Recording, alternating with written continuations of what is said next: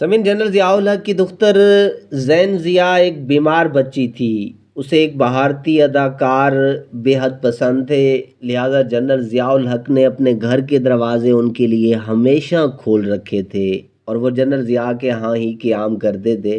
ممکن ہے آپ کو یہ جان کر تعجب اور حیرت ہو کہ بھٹو کے قصوری قتل میں سلطانی گواہ بننے والا شخص مسعود محمود بھٹو صاحب کی بنائی ہوئی فیڈرل سیکیورٹی فورس کا سربراہ اور سیٹھ عابد کا سالہ تھا۔ بھٹو کے مقدمے میں گواہی دینے کے بعد وہ امریکہ چلا گیا تھا، وہاں اس نے اپنی زندگی کے آخری سانس لیے تھے۔ ادھر سیٹھ عابد کے دونوں بیٹے بھی جو امریکہ میں مقیم ہیں، ان دونوں کے درمیان گہری دوستی کی ایک وجہ یہ بھی رہی ہوگی۔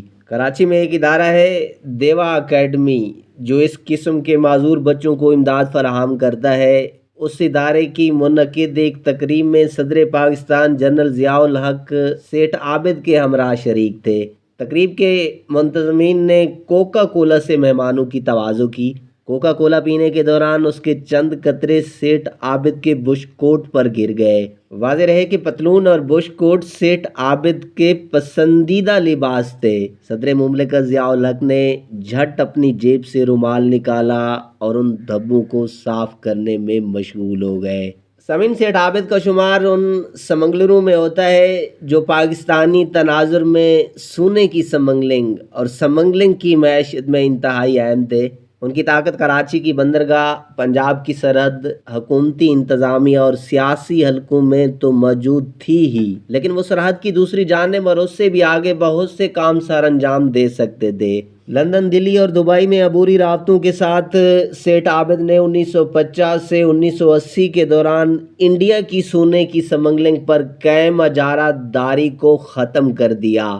سیٹھ عابد یہ تمام تر صلاحیتیں 1950 کی دہائی کے اواخر تک حاصل کر چکے تھے، جب ان کا سمگلنگ کا نظام لندن، دلی اور کراچی میں ایجنٹس کی توجہ اپنی جانب مبذول کروانے اور پاکستان اور انڈیا کے مابین پنجاب کے سرحدی علاقوں تک پھیل چکا تھا۔ ایک مرتبہ سیٹھ عابد اور ماہی گیر قاسم بھٹی خلیج کے کسی ملک سے سونا سمنگل کر کے پاکستان لا رہے تھے کہ جنرل ایوب خان نے 1958 میں مارشل لا نافذ کر دیا۔ دونوں نے مل کر بحیرہ عرب میں اس سمنگل شدہ سونے کو چھپا دیا۔ قاسم بھٹی کی وفات کے برسوں بعد سیٹھ عابد نے سپریم کورٹ سے اس سمنگل شدہ سونے کا مقدمہ جیت لیا اور یہ سارا سونا اس کے قبضے میں آ گیا۔ یاد رہے کہ اس قاسم بھٹی نے کراچی کے ایک معروف ہوٹل فیڈرکس کیفے ٹیریا میں صدر سکندر مرزا کی اہلیہ نہید سکندر مرزا کو سونے کا ہار بھی پہنایا تھا۔ سونے کے بعد سیٹھ عابد نے غیر ملکی کرنسی کی سمگلنگ کا کام شروع کیا تھا۔ کراچی صدر میں واقع ریجنٹ پلازا ہوٹل کے مالک فیروز الدین ان کے گہرے دوستوں میں شمار ہوتے تھے اور سیٹھ عابد اپنی شامیں اسی ہوٹل میں گزارتے رہے۔ سیٹھ عابد نے سمگلنگ کے حق میں کئی فتوے لے رکھے تھے۔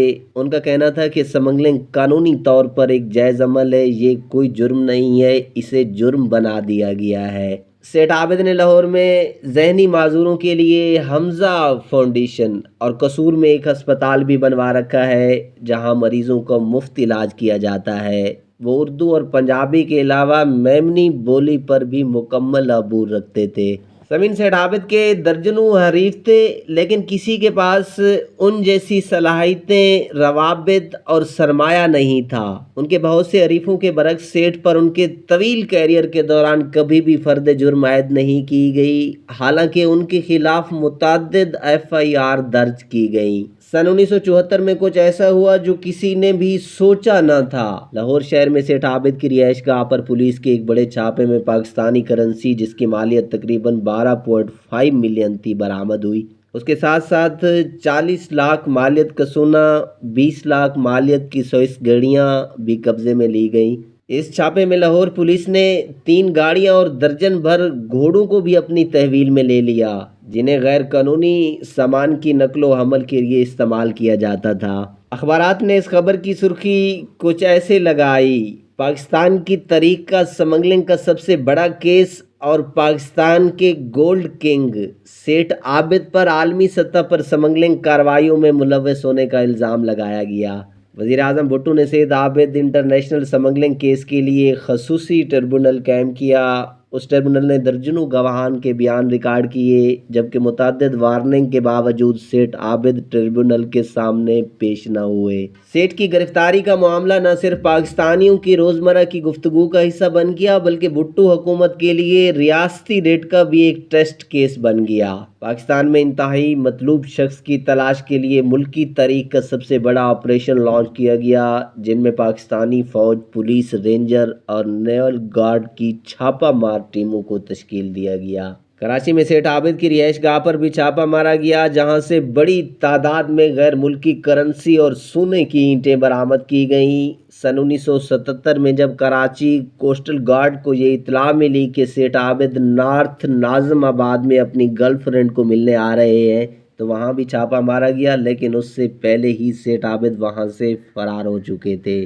سمین، اگرچہ سیٹھ نے ساری زندگی تشہیر سے گریز کیا لیکن پھر بھی انہیں شہرت ملی۔ ان کا نام قومی سطح پر اس وقت مشہور ہوا جب انہوں نے ایک ٹی وی شو میں نیلامی کے دوران کرکٹر جاوید میانداد کا شارجہ اننگز میں استعمال ہونے والا بلہ اپنے بیٹے کے لیے 5 لاکھ میں خریدا۔ سمین، آپ بھی اس ویڈیو کے بارے میں ایک کومنٹ ضرور دیجیے گا۔